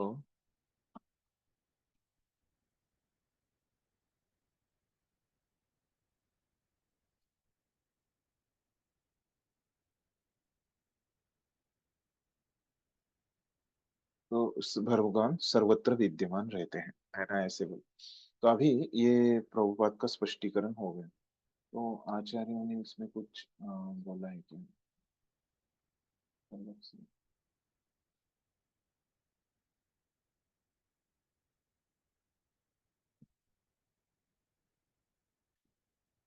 ठीक है। तो यहाँ पे अभी ये श्लोक में स्पष्ट किया प्रभुपाद ने, है ना, कि क्या किया कि जो मूर्ख लोग हैं, है ना, वो कैसे भगवान को समझते हैं। है ना? मूर्ख लोगों के बारे में, भगवान को समझ में मूढ़ लोगों के बारे में बोलो, तो वो क्या करते हैं, भगवान को गलत तरीके से समझते हैं। तो इसलिए भगवान के पास ये योग ऐश्वर्य होने के बाद भी ये मूर्ख लोग क्या करते हैं, भगवान की भक्ति नहीं करते। और कौन है ये लोग? मायावादी लोग हैं, भक्ति नहीं करते ये लोग, और ये लोग हैं मायावादी। तो ये होने के बाद तो ऐसे ये लोग करते हैं। तो अभी ये लोगों के साथ क्या होता है ना? ये कृष्ण अगले श्लोक में बताते हैं क्या होता है ये लोगों के साथ। तो बताते हैं कि मोघाशा मोघ कर्माणो मोघ ज्ञान विचेतसः राक्षसीम आसुरीम चैव प्रकृतिम मोहिनीम श्रिता, है ना? तो ये लोग के मोघाशा मोघ कर्माणो, है। तो ये सब जो लोग हैं मोहग्रस्त होते हैं। तो इनकी जो आशाएं हैं अ, तो ये भी निष्फल हो जाती है, मोघ कर्माणु, है ना। इनके कर्म भी क्या होते हैं, निष्फल हो जाते हैं। मोघ ज्ञान, इनका ज्ञान भी निष्फल रहता है। विचेत सह, ये खुद भी मोहग्रस्त रहते हैं।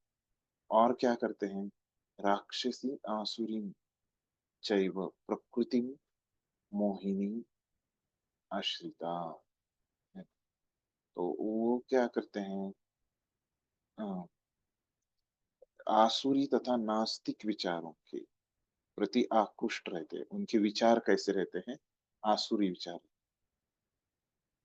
और मोहिनी आश्रिता, फिर क्या है, वो अ, प्रकृति मोहिनी आश्रिता। तो ऐसी जो प्रकृति है वो मोहग्रस्त करती है, उसकी वो लोग शरण लेते हैं।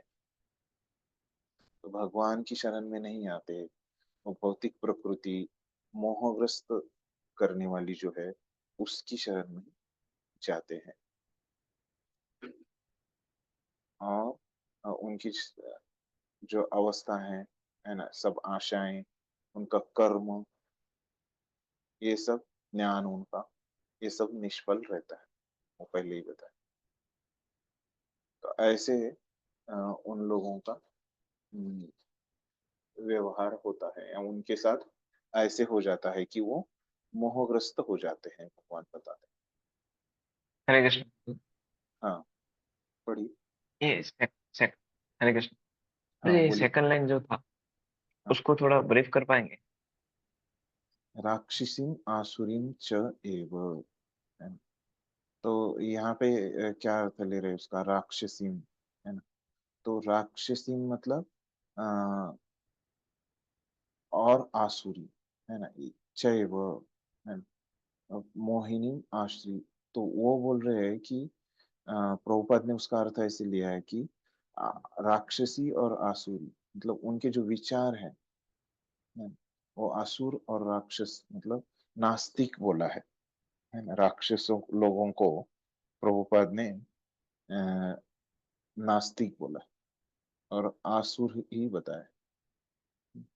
और प्रकृति मोहिनी आश्रिता, और वो प्रकृति है ना, जो मोहने वाली है, मोहित करने वाली है, उसकी शरण में वो रहते हैं, मतलब मोहग्रस्त हो जाते हैं, ऐसे लिखा है। लेकिन जो ट्रांसलेशन में जो तीन चीज बताई ना, ये उनकी मुक्ति आशा, उनके सकाम कर्म तथा ज्ञान का अनुशीलन, हम्म। उसको थोड़ा अगर समझा सके। ये थोड़ा सा तात्पर्य में बताते हैं प्रभुपाद, अगर वहां पे नहीं बताते तो फिर मैं आपको बताता हूँ बाद में, है ना, उनकी जी जी। मुक्ति आशा। हाँ, थोड़ा सा हो जाएगा यस यस। प्रभुपाद बता। पढ़िए तात्पर्य।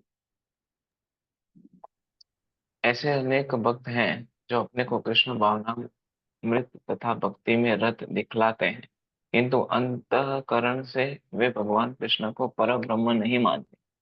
ऐसे लोगों को कभी भी भक्ति फल भगवत धाम गमन प्राप्त नहीं होता। इसी प्रकार जो पुण्य कर्मों में लगे रहकर अंततो गत्वा इस भव बंधन से मुक्त होना चाहते हैं, वे भी सफल नहीं हो पाते, क्योंकि वे कृष्ण का उपहास करते हैं। दूसरे शब्दों में, जो लोग कृष्ण पर हंसते हैं उन्हें आसुरी या नास्तिक समझना चाहिए। जैसा कि 7वें अध्याय में बताया जा चुका है, ऐसे आसुरी दुष्ट कभी भी कृष्ण की शरण में नहीं जाते।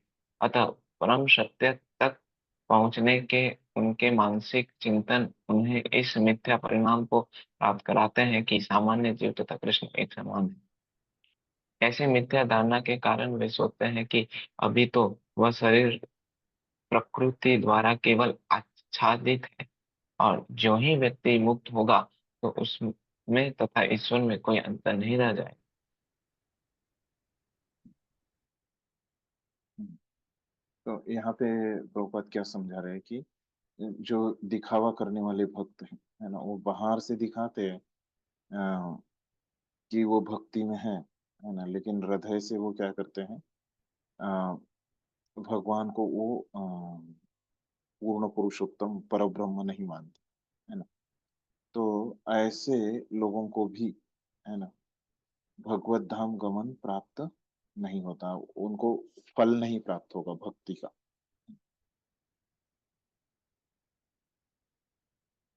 जो बाहर से पुण्य कर्म में लग जाते हैं, लेकिन उनकी इच्छा क्या है कि वो मुक्त होना चाहते हैं, वे भी सफल नहीं हो पाते, क्योंकि वे कृष्ण का उपहास करते हैं।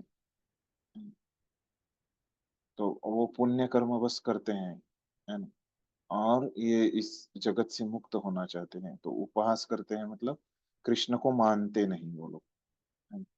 दूसरे शब्दों में, जो लोग कृष्ण पर हंसते हैं, है ना, उन्हें आसुरी या नास्तिक समझना चाहिए, उसी को अलग तरह से।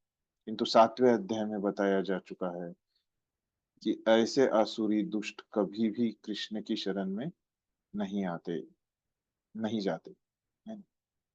तो कौन सा है? नमाम दुष्कृत नो मूढ़ा प्रपंच नराधमा, है ना? तो ये भगवान की शरण में कभी नहीं आते। अतः परम सत्य तक पहुंचने के उनके मानसिक चिंतन उन्हें इस मिथ्या परिणाम को प्राप्त करते हैं।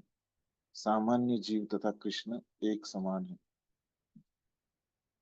तो वो लोग वही मानते रहते हैं कि वो एक समान है।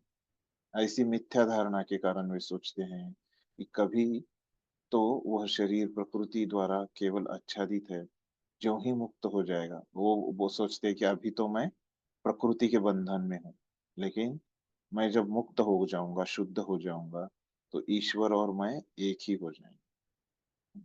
ऐसे वो सोचते रहते हैं, वो गलत है। आसुरी विचार शक्ति, असुर लोग ऐसे ही सोचते हैं।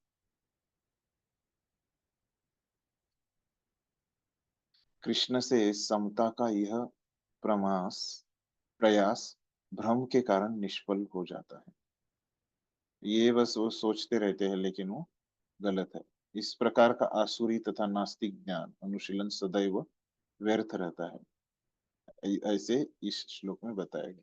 ऐसे व्यक्तियों के लिए वेदांत सूत्र तथा उपनिषद जैसे वाङ्मयों के ज्ञान का अनुशीलन सदा निष्फल होता है। तो ऐसे अगर व्यक्ति समझेगा कि कृष्ण भगवान नहीं है ना, तो कितना भी वो शास्त्र पढ़े, वेदांत सूत्र पढ़े, वैदिक वाङ्मय पढ़े, तो उसका कुछ फायदा नहीं। तो भगवान को सामान्य व्यक्ति समझना ये क्या है? घोर अपराध है, आसुरी विचार। तो निश्चित रूप से मोहग्रस्त रहते हैं, क्योंकि वे कृष्ण के शाश्वत रूप को समझते हैं। यो वेत्ति भौतिकम देहम कृष्णस्य परमात्मनः स सर्वस्माद् बहिष्कार्य श्रोतस्मार्थ विधानतः मुखम तस्यावलोक्येऽपि लोक्यापि सचेलम स्नानम आचरेत। जो कृष्ण के शरीर को भौतिक मानता है, उसे श्रुति तथा स्मृति के समस्त अनुष्ठानों से वंचित कर देना चाहिए। यदि कोई भूल से उसका मुंह देख ले तो तुरंत गंगा में स्नान करना चाहिए, जिसे छूत दूर हो सके, है ना? इस श्लोक पर लोग कृष्ण की हंसी उड़ाते हैं, क्योंकि वे भगवान से ईर्ष्या करते हैं। अनेक भाग्य में जन्म जन्मांतर नास्तिक तथा असुर योनियों में रहे आना लिखा है। उनका वास्तविक ज्ञान सदैव के लिए भ्रम में रहेगा, और धीरे धीरे वे सृष्टि के गहनतम अंधकार में गिरते जाएंगे। तो उनके भाग्य में क्या हो जाएगा? जो लोग ऐसे सोचते हैं, वो क्या हो जाएगा? उनके साथ क्या हो जाएगा? जन्म जन्मांतर नास्तिक तथा असुर योनि में ही उनको फिर से उसी में ही जाएंगे वो लोग, है ना, जब तक उनको भक्तों का संग नहीं मिलेगा, है ना? तो उनका वास्तविक ज्ञान सदैव के लिए, उनका वास्तविक ज्ञान, उनको जो ज्ञान रहेगा वो सब उनका भ्रमित ज्ञान रहेगा, और धीरे धीरे वो सृष्टि के गहनतम अंधकार में चले जाएंगे। तो इस प्रकार से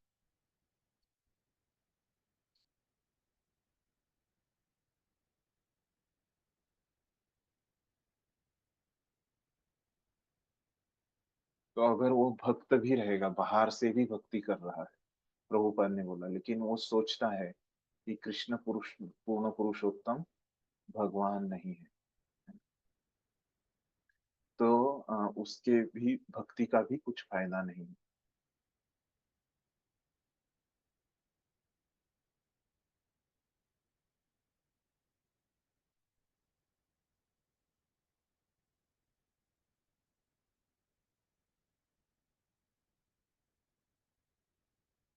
फिर अभी यहाँ पे जो प्रभु जी ने प्रश्न पूछा था कि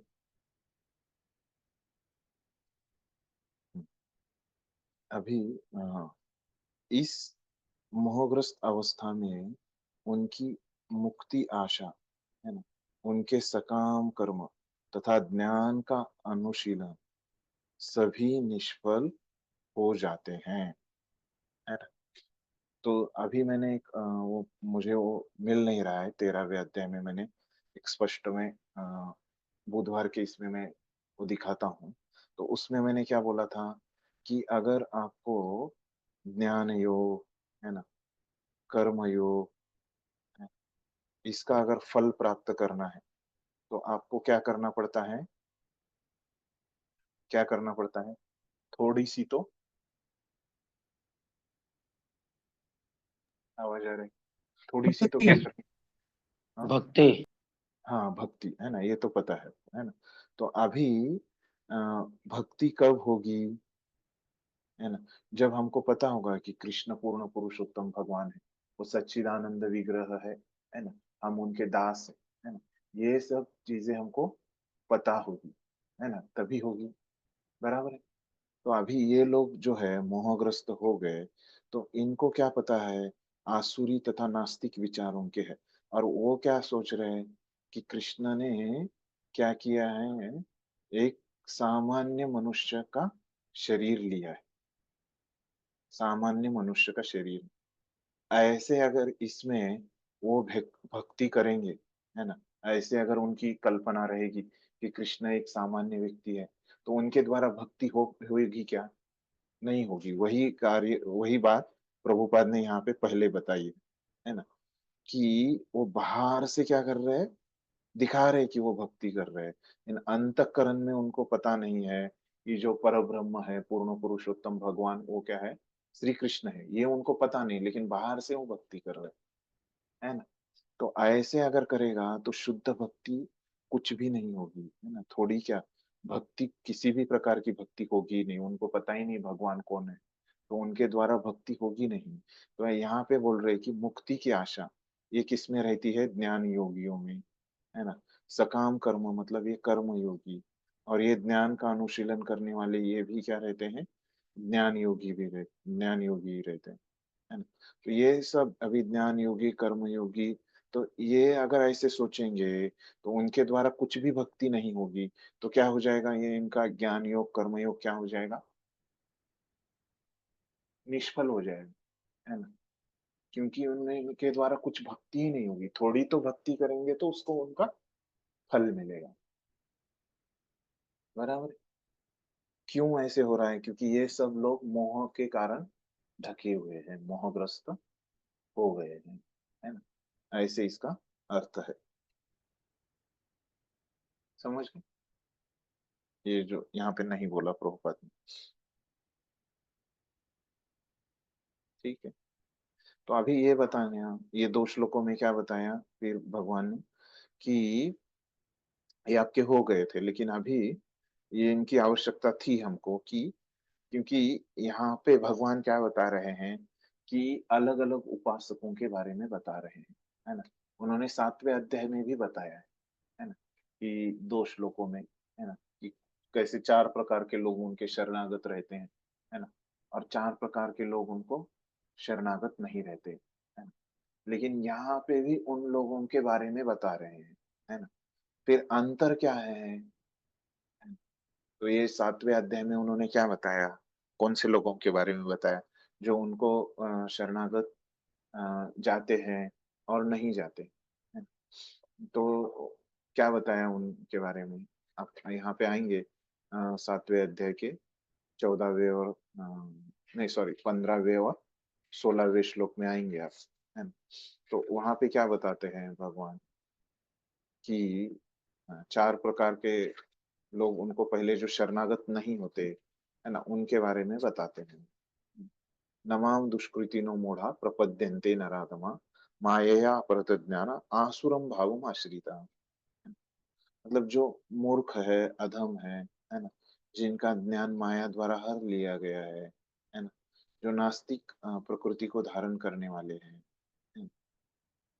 ऐसे दुष्ट लोगों को वो भगवान की शरण नहीं लेते, है ना? तो मतलब यहाँ पे जो बोल रहे हैं कि जैसे 12वें श्लोक में बताया, तो वो यहाँ पे 7वें अध्याय में जो बोल रहे हैं, है ना? भगवान वो क्या बता रहे हैं कि उन लोगों के बारे में बता रहे हैं, खास करके, है ना? उन लोगों वो लोग कैसे रहते हैं, है ना? अधम है ना? वो मोहित हो जाते हैं, है ना? जिनका ज्ञान मोहित हो गया है ना? और फिर क्या है, आसुरी हैं। और अभी 90वें अध्याय में क्या बताया, पहले क्या बताया कि ये लोगों की समझ बताई है भगवान ने। और 11वें अध्याय 11वें श्लोक, है ना? ये लोगों की समझ क्या रहती है कि भगवान को वो सामान्य व्यक्ति समझते हैं। ऐसी समझ रहती है, भगवान को एक सामान्य व्यक्ति रहती है। तो अभी क्या हो रहा है, थोड़ा-सा गहरा ध्यान हो रहा है। देखिए, तो 7वें अध्याय में जो भगवान बता रहे थे, है ना? कि वो जो लोग हैं, उनके बारे में बता रहे थे। तो केंद्र कौन था? 7वें अध्याय में जो केंद्र था, वो क्या थे? वो जो अभक्त लोग थे, वो केंद्र है ना? तो 90वें अध्याय के फिर 11वें श्लोक में कौन केंद्र हो गया? कि ऐसे लोगों की भगवान के प्रति समझ क्या रहती है ना? मतलब अभी यहाँ पे केंद्र में कौन आ रहा है? भगवान आ रहे हैं, है ना? भगवान के प्रति उनका क्या भाव है ना? तो ये थोड़ा जो 7वें अध्याय में जो ज्ञान बताया, उससे ये थोड़ा-सा इसका स्तर क्या हो गया? इसका लेवल क्या हो गया? थोड़ा और गहरा हो गया, डीप हो गया, है ना? तो ये अंतर है ना? तो 7वें अध्याय में भी भगवान ने बताया कि कैसे जो उनको लोग नहीं पूजते। लेकिन अभी 12वें श्लोक में थोड़ा-सा वैसे ही बताया 7वें अध्याय की तरह, है ना? कि कैसे वो आसुरी भावमाश्रिता है ना? उन लोगों के बारे में। लेकिन ये खास करके ये 11वें श्लोक में जो बताया, कि उन लोगों की समझ क्या है ना? भगवान के प्रति वो लोग क्या सोचते हैं। तो इसलिए यहाँ पे जो 9वें अध्याय को क्या शीर्षक क्या दिया है?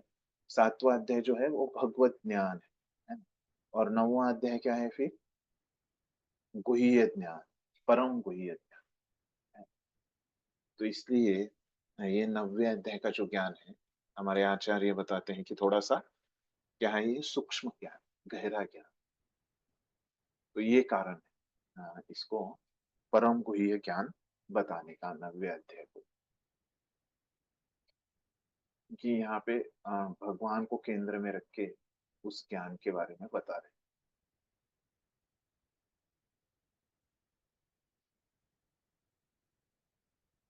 ठीक है? तो अभी ये बताने के बाद जो मायावादी रहते हैं, उनके बताने के बाद भगवान क्या बताते हैं कि जो सही से भक्ति करते हैं, जो भगवान के भक्त है, उनके बारे में बताते हैं। 13वें और 14वें श्लोक में उनके बारे में बताते हैं। क्या बताते हैं हम देखें। तो जो भगवान को सही तरह से समझते हैं, तो उनको क्या बोलते हैं? महात्मा। तो भगवान बोल रहे हैं, महात्मानस्तु माम पार्थ दैवीं प्रकृतिम आश्रिता। तो ये जो थे, तो महात्मा लोग, है ना? ये भगवान को क्या करते हैं? सही तरीके से समझते हैं। और वो कहाँ रहते हैं? दैवी प्रकृति में आश्रिता, है ना? दैवी प्रकृति में आश्रित रहते हैं। मतलब भगवान की जो अंतरंगा शक्ति है, उसमें वो आश्रित रहते हैं। दैवी प्रकृति में सर्वशक्ति। भजंती अनन्य मनुषो, है ना? और वो भगवान की भक्ति में कैसे रहते हैं? निमग्न रहते हैं, है ना? कोई विचलित अनन्य मन से, कोई विचलन अविचलित मन से, है ना? बिना विचलित हुए, भाषांतर में नहीं लिया उन्होंने, निमग्न शब्द से वो लिया, लेकिन उसका वास्तविक अर्थ शब्दार्थ में अविचलित मन से, अनन्य मन से, क्योंकि वे मुझे आदि तथा अविनाशी भगवान के रूप में जानते हैं। तो क्योंकि उनकी उनका अभी समझ क्या है, जैसे मैंने बताया कि अभी इसमें गहराई में जा रहे हैं, तो भगवान के प्रति उनकी सही समझ क्या है कि भगवान अविनाशी है ना? जैसे सामान्य मनुष्य तो विनाशी है ना? और भगवान क्या है? आदि, मतलब सबके उद्गम है। सामान्य मनुष्य सबका उद्गम नहीं हो सकता, मतलब उनकी समझ क्या है कि भगवान सामान्य मनुष्य नहीं है, है? तो भगवान सबके आदि है और अव्यय है। ये उनकी सही समझ रहती है। समझ में आया भाषण? ठीक, पहला परिच्छेद पढ़िए।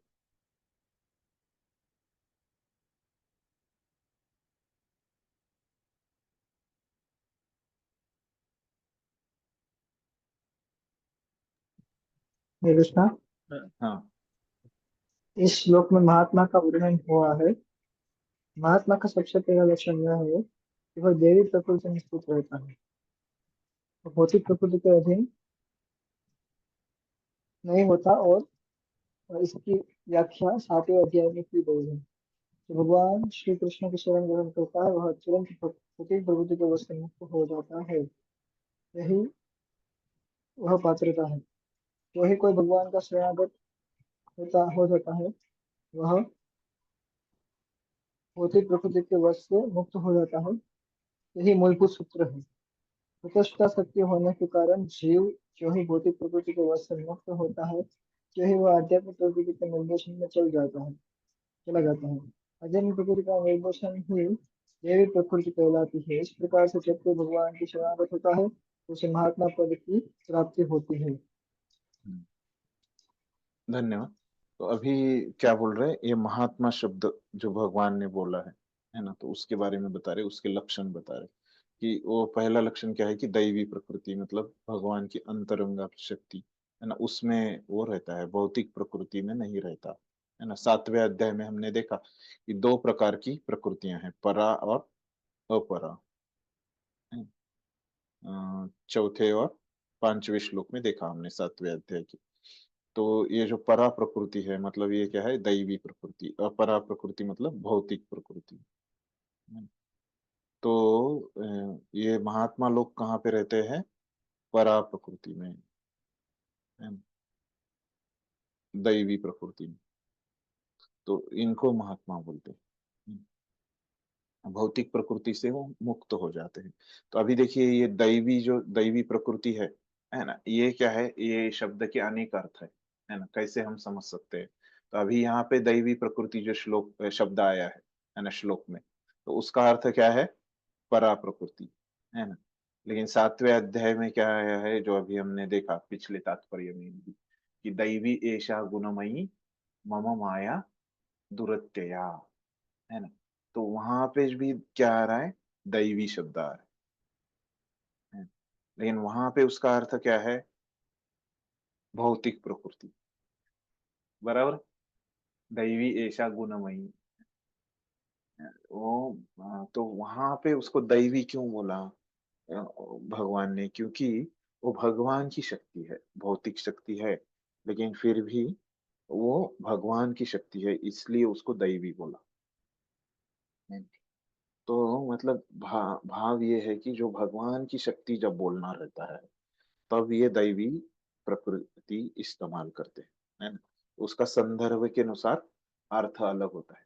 7वें अध्याय के 14वें श्लोक में इसका अलग अर्थ था दैवी शब्द का, और इस श्लोक में अलग अर्थ है। तो वहां पे एकदम भौतिक प्रकृति था, और यहाँ पे अंतर अंगा प्रकृति या परा प्रकृति ऐसे। ठीक। तो फिर तो भगवान को शरणागत रहते हैं ये महात्मा लोग, इसलिए वो कहाँ रहते हैं? भौतिक प्रकृति से वो मुक्त हो जाते हैं, इसमें नहीं रहते, और परा प्रकृति में, भगवान की दैवी प्रकृति में वो रहते हैं। आध्यात्मिक प्रकृति को दैवी प्रकृति कहा गया है। निर्देशन दैवी प्रकृति मतलब आध्यात्मिक प्रकृति है। ठीक है, यहाँ पे हम रुक जाते हैं, समय हो गया।